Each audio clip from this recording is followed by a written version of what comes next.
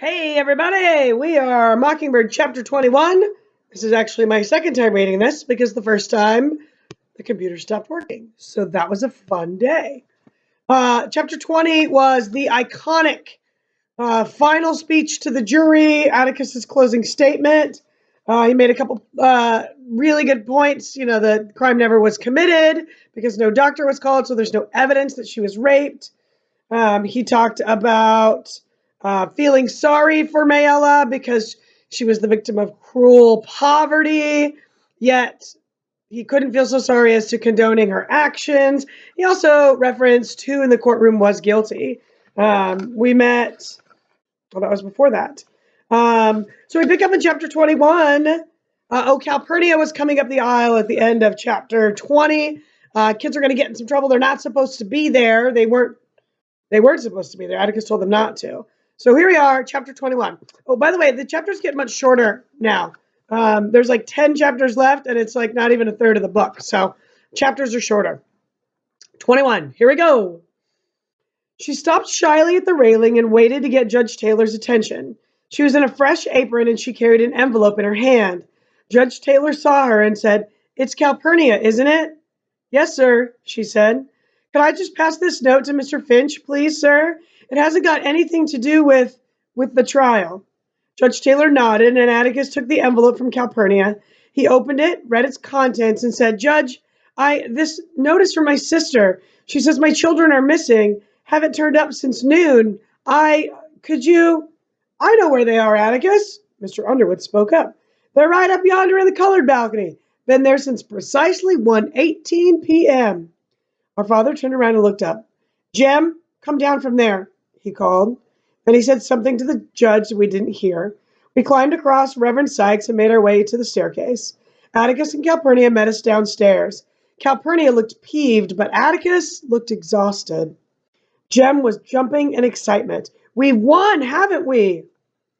Pay attention to Jem's body language, the words chosen to describe him. He was jumping in excitement. We won, right? He has a very clear view of the evidence and has a very strong opinion as to what he thinks will happen. "I have no idea," said Atticus shortly. "You've been here all afternoon? Go home with Calpurnia and get your supper, and stay home." "Ah, Atticus, let us come back," pleaded Jem. "Please let us hear the verdict. Please, sir." "The jury might be out and back in a minute. We don't know." But we could tell Atticus was relenting. "Well, you've heard it all, so you might as well hear the rest. Tell you what, you can come back. You all can come back when you've eaten your supper. Eat slowly now. You won't miss anything important. And if the jury is still out, you can wait with us. But I expect it'll be over before you get back." "You think they'll acquit him that fast?" asked Jem. Atticus opened his mouth to answer, but shut it and left us. Remember, Atticus from the beginning said, "We're not going to win. Or at least I don't think we're going to win." And Jem is like, "Oh my God, we've totally won. Look at this evidence. Tom couldn't have done this. It's not even possible." And so Atticus is like, the verdict will come back. It should be a quick verdict. And Jem is like, "You think they'll acquit him that fast?" And Atticus is like, "Oh, okay, whatever. I prayed Reverend Sykes would save our seats for us, but I stopped praying when I remembered that people got up and left in droves when the jury was out. Tonight they'd overrun the drugstore, the OK Cafe, the hotel, that is, unless they had brought their suppers too. Calpurnia marched us home. "Skin every one of you alive. The very idea, you children, listening to all that. Mr. Jem, don't you know better than to take your little sister to that trial? Miss Alexandra will absolutely have a stroke of paralysis when she finds out. It ain't fitting for children to hear." The streetlights were on, and we glimpsed Calpurnia's indignant profile as we passed beneath them. "Mr. Jem, I thought you was getting some kind of head on your shoulders. The very idea, she's your little sister. The very idea, sir. You ought to be perfectly ashamed of yourself. Ain't you got any sense at all?" I was exhilarated. So many things happened fast.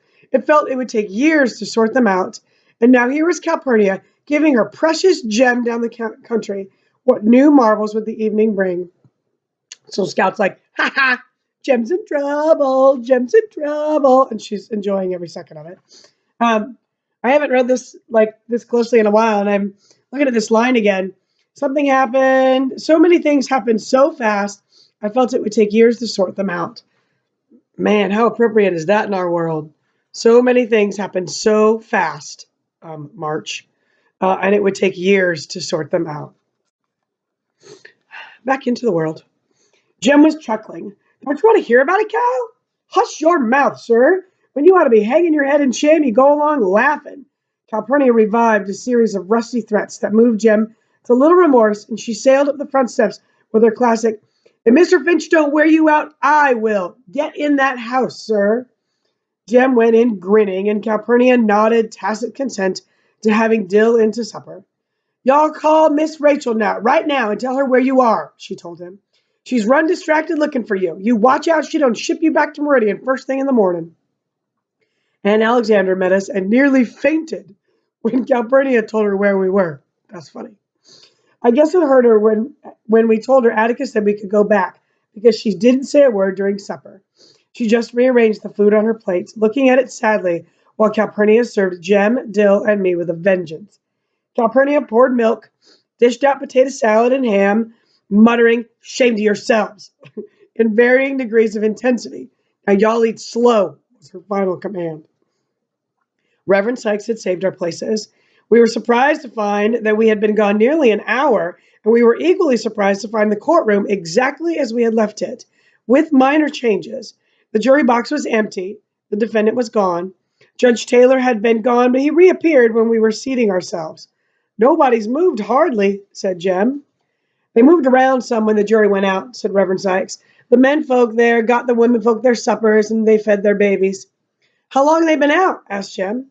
About 30 minutes, Mr. Finch. About 30 minutes. Mr. Finch and Mr. Gilmer did some more talking, and Judge Taylor charged the jury. How was he? Asked Jem.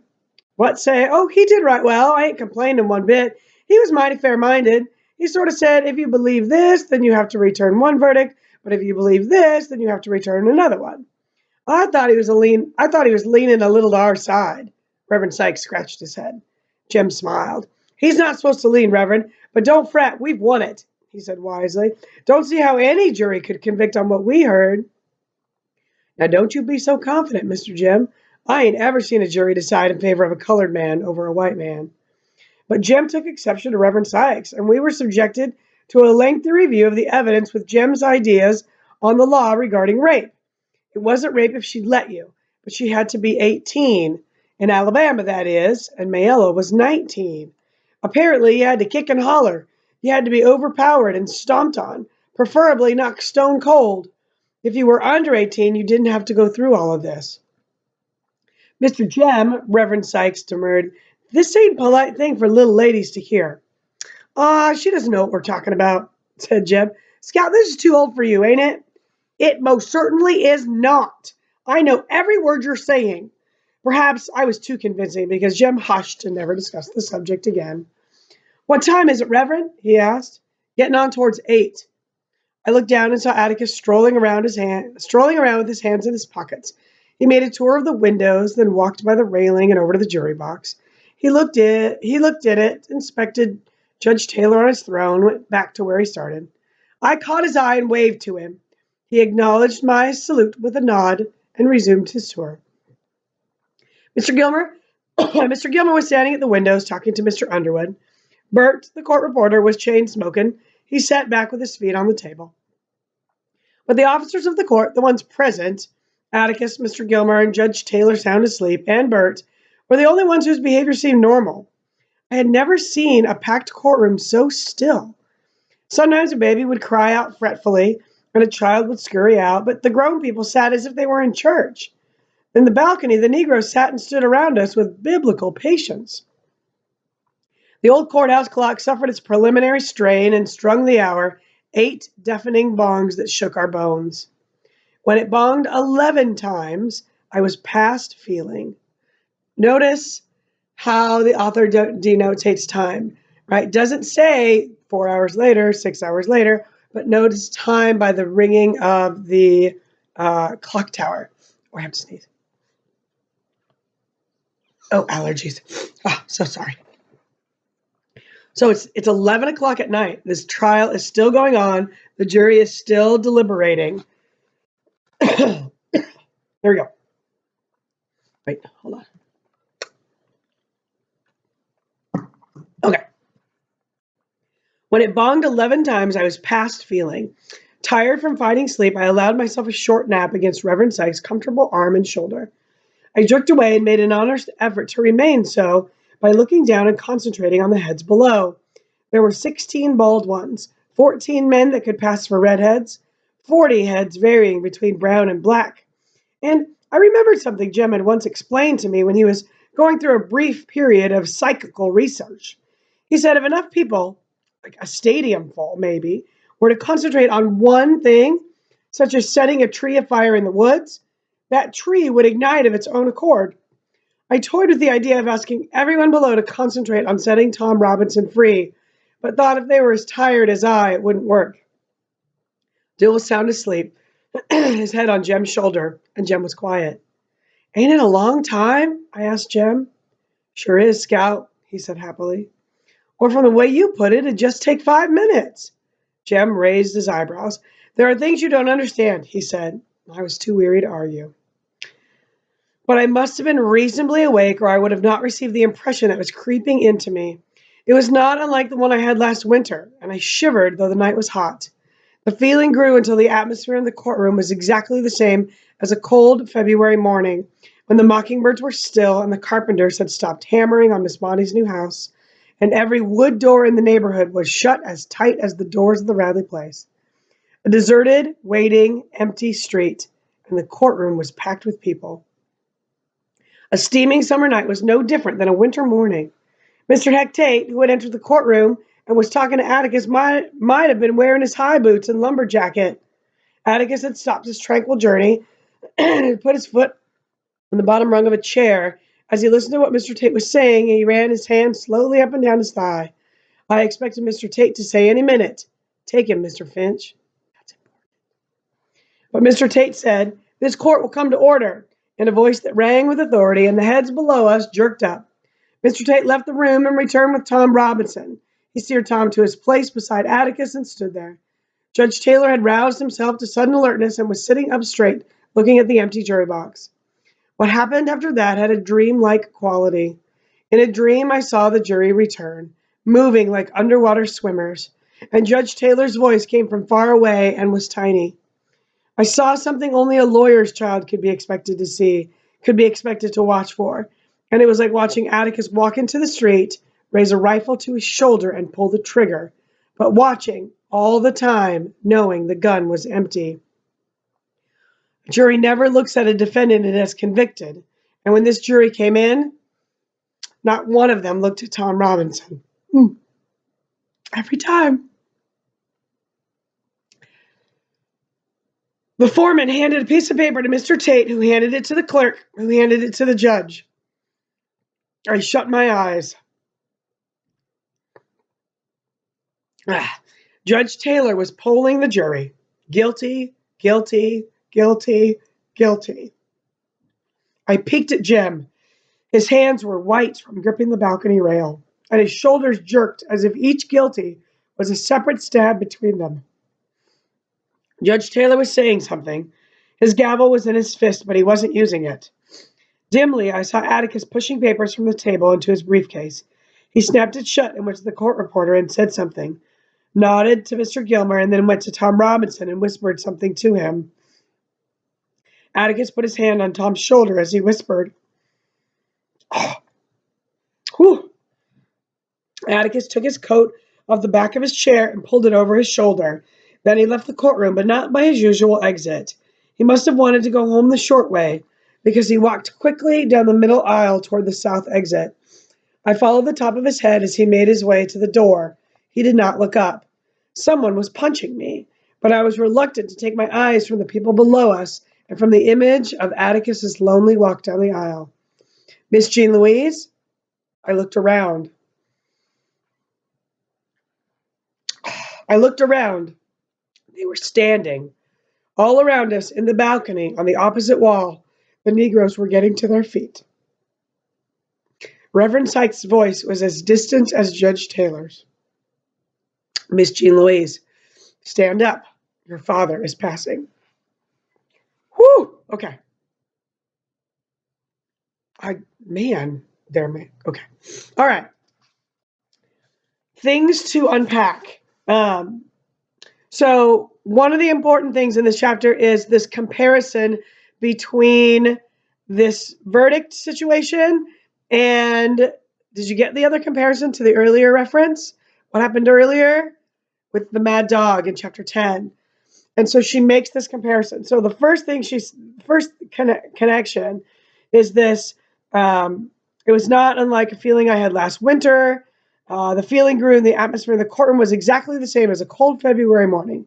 When the mockingbirds were still, the carpenters had stopped hammering, and the neighborhood was shut as tight as the doors of the Radley place.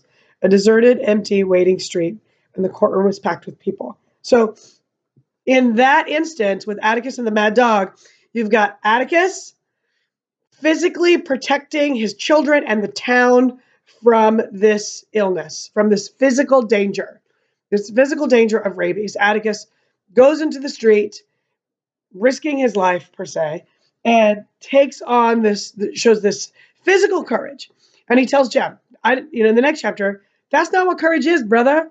Courage is not that. Courage is Mrs. DeBose, right? But you've got this connection to Atticus physically protecting that community. Then even the language is the same. In that chapter, she uses the terms moving like an underwater swimmer. Like this time has slowed down. And you have Scout watching all of this as an observer. And then I saw something only a lawyer's child could see, but listen to this.